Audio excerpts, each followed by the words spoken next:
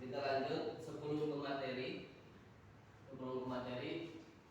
Kemarin Bapak membahas tentang masih dalam konteks pernikahan.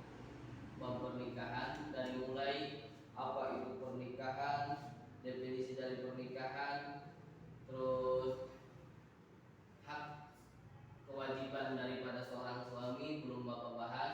Sekarang kita akan membahas tentang hak dan kewajiban seorang suami. Sebelum ke sana, kalian sudah mengenal tentang istilahnya apa itu yang namanya rukun daripada syarat dan rukun dan syarat daripada pernikahan. Terus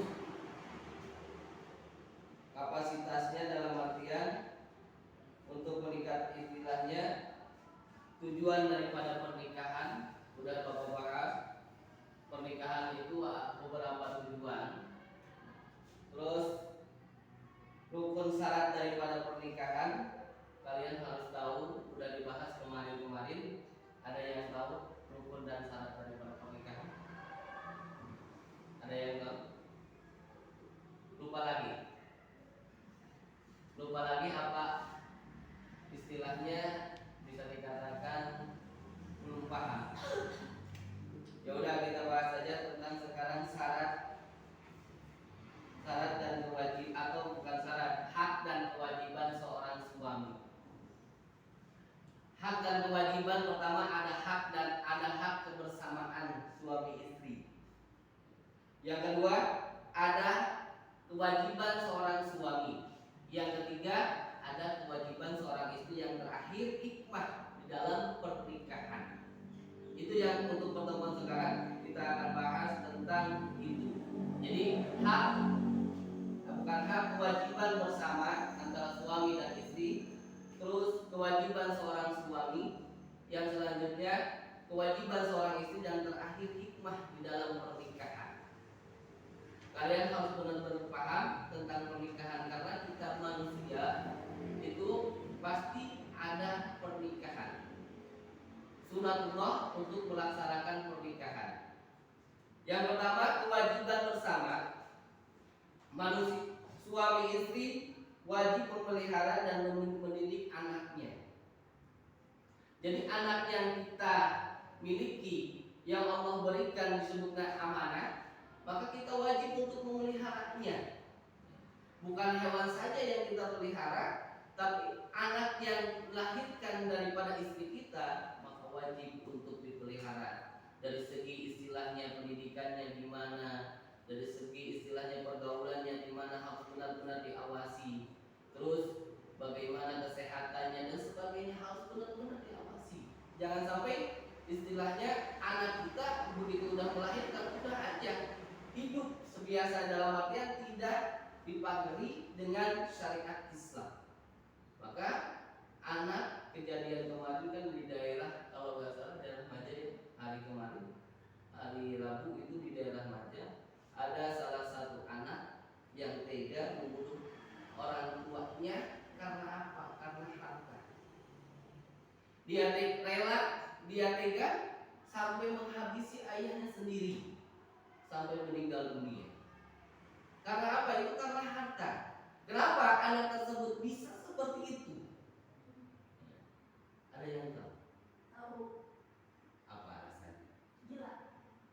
Yang lain? Kata dia gila. Yang lain? Ada yang tahu? Kenapa? Anak ini jangan jauh-jauh dari kita. Ini contoh konkret ada di kita, di daerah Maja, daerah masing-masing dari keliling Majalengka. Sebelum banyak lagi yang kita ekspos, itu di daerah Maja ada anak yang tega membunuh orang tuanya karena harta. Kenapa alasannya? Karena dia mengatakan karena gila. Ya mungkin gila karena apa? Karena keserakahan, pengen menguasai hartanya. Kita jangan seperti itu. Kita tidak menginginkan seorang anak jadi musuh orang tuanya di dunia maupun di akhirat. Karena hal apa? Karena mungkin pendidikan dari segi agamanya kurang. Maka nanti kalian ke depannya tugas bersama seorang suami dan istri untuk membina, memelihara anak kalian, dibimbing sebagaimana biasanya sesuai tuntunan syariat Islam. Jangan istilahnya tutup istilahnya dalam artian ditinggal begitu saja tapi tidak disusupi dengan syariat Islam, dengan istilahnya pendidikan yang bisa dikatakan baik, maka akan berakibat fatal untuk kehidupan kedepannya. Selanjutnya, kewajiban bersama suami istri yang kedua, berbuat baik terhadap mertua. Jangan sampai tatkala menikah orang tua kita ini cuma orang tua asli kita aja. Mertua itu orang lain, jangan punya anggapan seperti itu. Bagaimanapun bentuknya, bagaimanapun status sosialnya orang tua kita, maka kita wajib untuk menghormati dan menghargai mertua kita. Karena apa? Mertua adalah istilahnya orang tua kita juga, orang tua suami otomatis orang tua kita juga. Jangan ada anggapan saya tidak mau menghormati mertua. Ada istilahnya, banyak kejadian anak itu menikah, dia lebih menuruti omongan orang tuanya sendiri ketimbang suaminya, atau lebih menuruti omongan orang tuanya sendiri ketimbang mertuanya sendiri. Jangan seperti itu. Kita harus menuruti apa yang dinasihatkan oleh orang tua, mertua. Selagi nasihat itu baik, maka kita lakukan. Jangan pilih-pilih.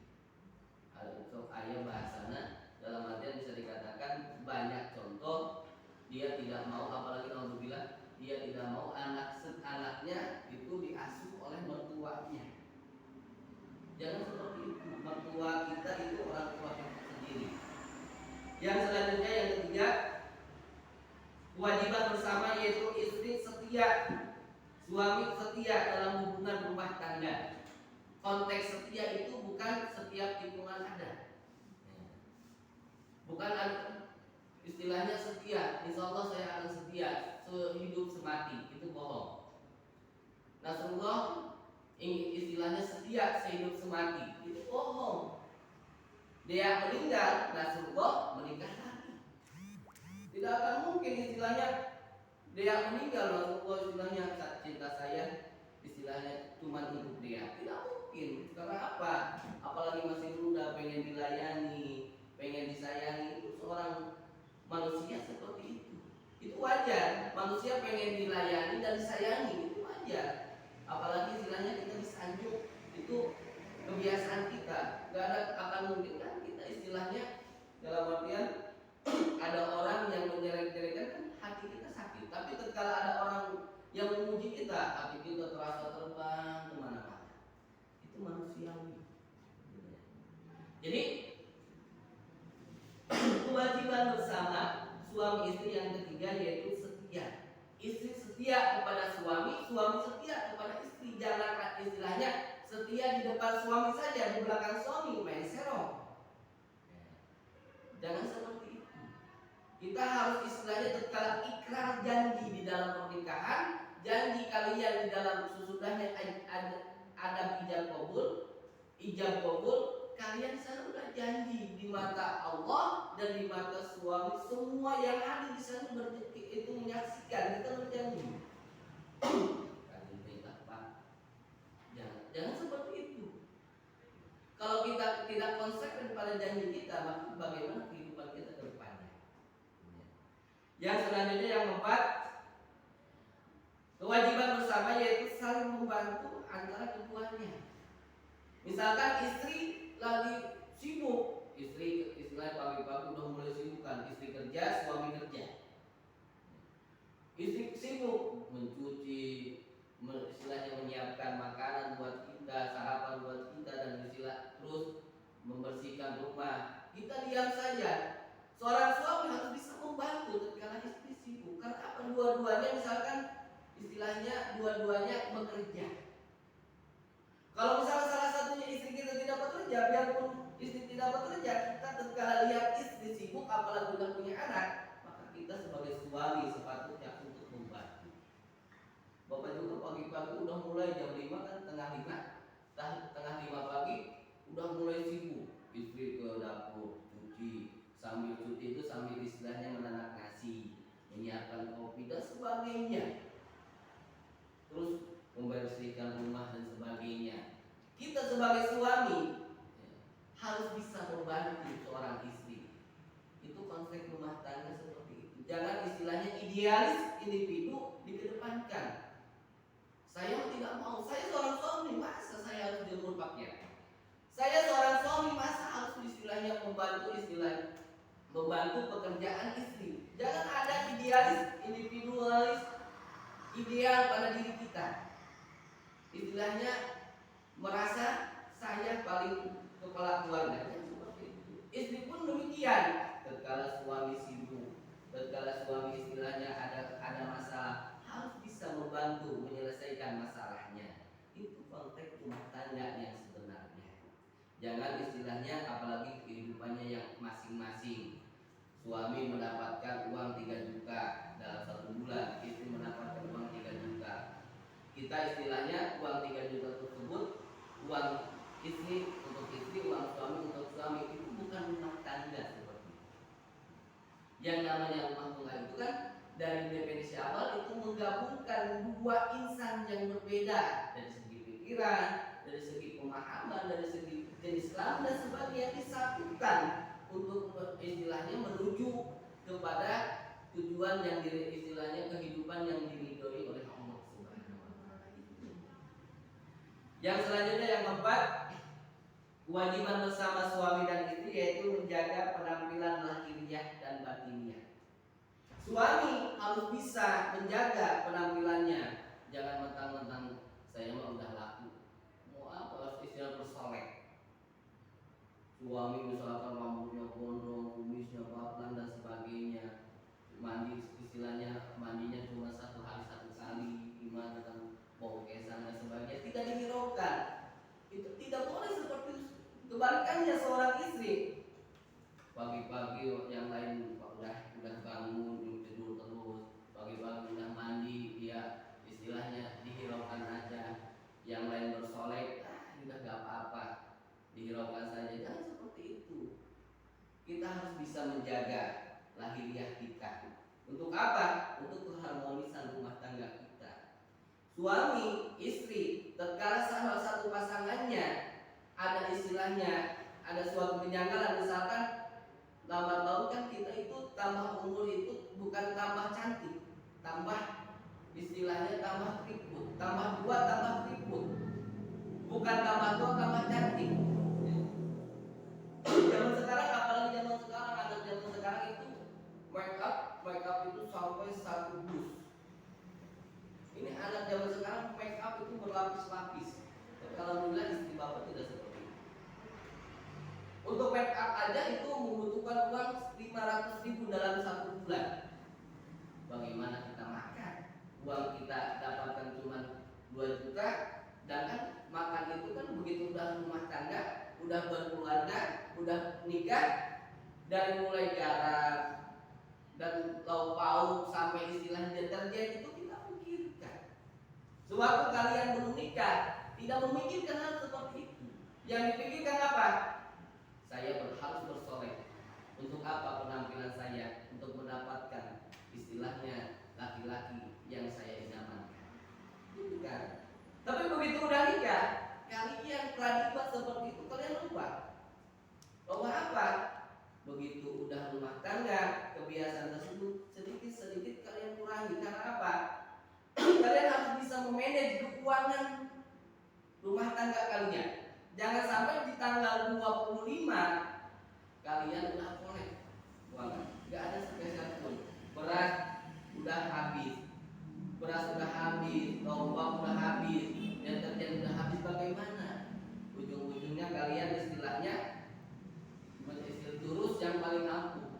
Suami datang ke orang tuanya, istri datang ke orang tuanya. Untuk apa? Meminta bantuan. Jangan seperti itu. Kalau kita setiap bulan seperti itu saja, maka istilahnya kehidupan rumah tangga kita tidak ada suatu kemandirian. Sampai di sana itu tentang kewajiban bersama. Ada yang tanyakan? Paham semua? Apa yang Bapak sampaikan? Kita lanjut. Kewajiban suami terhadap istri. Ini kewajiban seorang Yang pertama, menjadi pemimpin. Ini sesuai surat At-Tahrim ayat 6. Suami memelihara dan membimbing keluarga lahir maupun batin. Seorang suami itu berat. Dia seorang pemimpin. Dia seorang kepala keluarga, harus bisa memelihara dan membimbing istri dan anaknya. Kalau istrinya tidak baik, maka dosanya pun akan ke suaminya. Anaknya bisa dikatakan permasalahan itu ada saja kan. Begitu kalian pernikahan, sebelum nikah, masalah kalian pasti masalah berdua. Begitu kalian sudah menikah, masalah itu datang dari orang tua kita masing-masing. Maka kalian, konsep kalian, jangan sampai orang tua, kalau orang tua terlalu mencampuri urusan rumah tangga anaknya, maka tidak akan ada istilahnya kemandirian. Banyak orang tua kan istilahnya apa yang akan diputuskan di dalam rumah tangga, orang tua banyak andil. Kalau orang tua terlalu banyak andil, maka kehidupan rumah tangga kita tidak akan istilahnya harmonis. Misalkan suami sudah musyawarah, tapi orang tua kita atau mertua kita tidak istilahnya tidak mengizinkan, maka gimana itu? Maka jadi nanti kalian udah punya anak lagi, anak kalian menikah, kalian jangan terlalu mencampuri rumah tangga anak kalian. Cuma cukup memantau dan mengarahkan saja. Keputusan dari mereka berdua. Itu orang tua yang baik seperti itu seharusnya. Yang kedua, kewajiban suami memberi nafkah, pakaian, tempat tinggal, istri dan anaknya itu ada di dalam surat Al-Baqarah ayat 172. Jadi kewajiban seorang suami wajib untuk memberikan nafkah lahir maupun batin. Istri anaknya tidak jajan itu kewajiban seorang suami. Anaknya tidak istilahnya berpakaian bagus, anak dalam artian berpakaian rapi dan sopan, itu kewajiban seorang suami. Apalagi istrinya. Istrinya sedal-sedul dalam artian berpakaiannya seadanya saja. Dia bergaul dengan tetangga, berpakaian seadanya saja, buruknya tidak diurus. Maka yang jelek bukan istilahnya, bukan orang tuanya, tapi suaminya yang akan dijelekkan oleh tetangga sekitar rumah kita. Maka kedepannya itu jadi seorang suami itu berat, susah-susah gampang. Susah-susah gampang. Tatkala istrinya tidak makan, itu tanggung jawab suami. Istri anaknya tidak pas lebaran tidak diberikan pakaian, itu kewajiban seorang suami. Pakaian anggap istilahnya kita pakaian bisa dikatakan untuk nyandang, kita kan susah kan untuk lebaran itu budget untuk hari raya itu sampai 2 juta 3 juta kan. Kan kita pengennya pakaian yang serba wah dan sebagainya. Padahal seorang istri pun harus bisa mengukur penghasilan daripada suaminya. Kalian jangan terlalu banyak penuntut kepada suami kalian. Kalau misalkan suami kalian penghasilannya cuma 3 juta dalam 1 bulan, kalian jangan banyak istilahnya menuntut. Yang terpenting kita, rumah tangga kita, seberapapun rezeki yang Allah berikan kepada kita, kita syukuri. Insya Allah akan berkah di dalam kehidupannya. Selanjutnya, bergaul dengan istri secara makruf dan memperlakukan keluarganya dengan cara baik. Kita harus bergaul dengan istri. Jangan istilahnya tatkala udah berumah tangga, kita jarang ngobrol sama dengan istri. Bisa dikatakan kehidupan rumah tangga kita itu cuma masing-masing. Istri mengurus kewajibannya masing-masing, suami mengurus kewajibannya masing-masing. Maka konsep rumah tangga seperti itu tidak makruh, tidak baik. Jadi tatkala kalian berumah tangga harus ada istilahnya komunikasi antara suami dan istri. Ada kekurangan suami, obrolkan. Ada kejelekan istri, kita obrolkan. Jangan kalian privasi rumah tangga kalian diobrolkan ke orang lain. Kalau udah ke orang lain pasti akan menyebar. Jangan istilahnya ada privasi yang tidak boleh orang lain tahu. Apalagi mohon maaf masalah istilahnya malam pertama gimana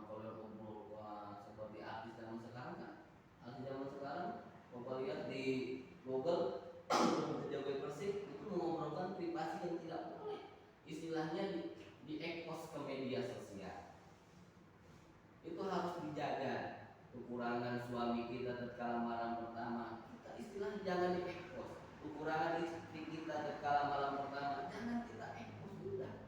Itu jadikan suatu pemacu dalam rumah tangga kita. Yang selanjutnya, kewajiban seorang suami masing-masing anggota keluarga, terutama suami dan istri, bertanggung jawab sesuai fungsinya, perannya masing-masing. Keluarga istilahnya suami harus menjalankan perannya sebagai kepala keluarga, istri harus menjalankan perannya sebagai ibu rumah tangga. Sebesar apapun, setinggi apapun jabatan seorang istri, tatkala datang di rumah, maka dia akan di bawah, istilahnya berada di bawah suaminya. Jadi yang namanya istri mah selalu di bawah kan, jarang-jarang di atas. Nanti kan kalian istri itu, biarpun kalian jabatan kalian misalkan jadi leader di pabrik tersebut, sedangkan suami kita, bawahan kita di perusahaan boleh di atas suami, tapi tatkala udah datang ke rumah, seorang istri harus bisa menghormati. Biarpun jabatan di luar kita tinggi, harus bisa menghormati istilahnya seorang suami. Karena yang namanya perempuan itu kebanyakan di bawah terus, jarang-jarang di atas. Kalau di atas kan istilahnya nanti bahaya akan tumpah. Yang selanjutnya, yang kelima, kewajiban suami terhadap istri yaitu memberi kebebasan berpikir, bertindak kepada istri. Jadi istri itu diberikan suatu keleluasaan untuk berpikir, jangan ditekan terus. Kalau istri ditekan, maka batiniahnya akan tertekan. Bisa baca dilihat dia sekarang istilahnya dari masa SMK dia luar biasa suburnya. Asna alhamdulillah kurang subur sedikit. Tapi begitu udah nikah akan kita kelihatan Hasna yang tadinya istilahnya kurang subur sewaktu sekolah SMK, begitu udah nikah luar biasa suburnya, sampai kiloannya sampai 80. Dia berbanding terbalik, dia yang tadinya subur sewaktu SMK, begitu nikah dia terasa seperti kurang subur dalam artian kerempeng. Ditanya kenapa dia, saya setiap hari selalu makan hati terus. Suami menekan saya terus harus seperti ini, tidak memberikan kebebasan kepada saya. Maka batin itu jangan sampai batinnya kalian jangan sampai tertekan. Contoh konkret aja kalian sekarang. Kalian kan pikiran kalian udah difokuskan belajar. Itu pengen apapun tidak mau kan? Atau nilai kalian rendah, pengen apapun tidak mau. Itu dari segi pikiran, batinnya. Kalau misalkan Asna keliling sampai istilahnya muncul sampai 20 kali larinya, itu paling capeknya fisik. Kita istirahat sejenak, insya Allah nanti ke depan, insya Allah akan istilahnya bugar lagi. Tapi kalau pikiran tiap hari ditekan terus oleh suaminya, maka istilahnya batiniahnya akan terganggu. Maka kalian ketika berumah tangga harus satu sama lain saling menghormati dan menghargai. Jadi itu kewajiban yang kelima, kewajiban seorang suami memberi kebebasan untuk berpikir. Istri mau memilih istilah perancangan rumah seperti ini, perancangan dapur seperti ini, perancangan yang lainnya seperti, silahkan dibebaskan. Tapi kalau suami punya konsep, silahkan diadukan dengan konsep istri. Jangan istilahnya istri pengen ini, suami udah jangan. Ini pokoknya harus konsep saya. Jangan seperti itu. Berarti kita di dalam rumah tangga tidak ada saling menghormati dan menghargai. Biarpun istilahnya istri kita tidak bekerja, maka kita sebagai suami harus bisa menghormati dan menghargai orang istri kita. Istilahnya secara kasarnya, ini uang hasil dari payah saya sendiri. Maka saya yang harus mengaturnya. Jangan seperti itu. Ada sebagian istri-istri yang istilahnya dia tidak memanage uang. Uangnya cuma dikasih sama suaminya saja. Misalkan satu hari dikasih 50.000. Tidak misalkan gajian 3 juta ke istri. Ada yang seperti itu. Yang selanjutnya kewajiban istri terhadap suami. Tadi kewajiban suami, sekarang kewajiban istri terhadap suami. Yang pertama, istri itu harus taat kepada suami. Kenapa harus taat? Karena yang namanya suami itu tatkala saya terima nikah dan kawinnya dia dengan mas kawin tersebut dibayar tunai, maka dari saat udah pelaparan seperti itu, maka dia itu berbaktinya pindah kepada suaminya. Udah pelaparan seperti itu, kalau misalkan selama berumah tangga dia tidak manut, tidak nurut, tidak taat kepada suaminya, maka dia itu dosa. Apa yang diomongkan suaminya, yang dibicarakan suaminya, dia tidak mengikuti anjuran suaminya, malah mengikuti orang tuanya sendiri, maka dia tidak boleh. Pak, itu orang tua saya, yang melahirkan saya, yang mendidik saya, bagaimana itu, Pak? Kan begitu udah ijab kabul, maka kewajiban berbakti itu udah berpindah kepada suami. Ridho Allahi bi ridho zawji, wasuktullahi bi sukti zawji. Ridhonya Allah ada di dalam ridho seorang suami kalian. Bendunya Allah ada di dalam bendu suami kalian. Kalau suami tidak mengizinkan, tidak itu, biarpun orang tua misalkan nyuruh kita untuk datang ke rumah, tapi suami tidak itu, maka kita tidak boleh untuk istilahnya mengikuti anjuran daripada orang tua kita. Biarpun orang tua kita dengan dalil dia udah istilahnya gimana, maka kita tidak boleh untuk mengikuti anjuran daripada orang tua kita.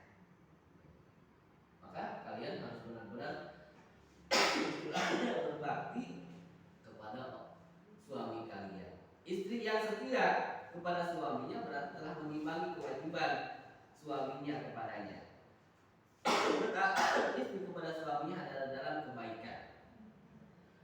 Ini ketaatan, boleh taat kepada suami, tapi dalam konteks kebaikan. Kalau misalkan dalam konteks kemaksiatan, maka kita tidak boleh istilahnya mengikuti anjuran daripada suami. Misalkan contoh, Asna, bukan itu mana-mana, istilahnya karena kamu kesana juga cari laki-laki lain, kalau kamu modus dan dapat uangnya kembali lagi. Yang seperti daerah, mohon maaf, daerah Jawa Tengah, lupa lagi Jawa Tengah daerah mana, itu ada istilahnya karena pekerjaan tidak ada, karena mata pencaharian susah, suami mau jual apa, istilahnya, sedangkan kebutuhan semakin hari semakin meningkat. Maka apapun caranya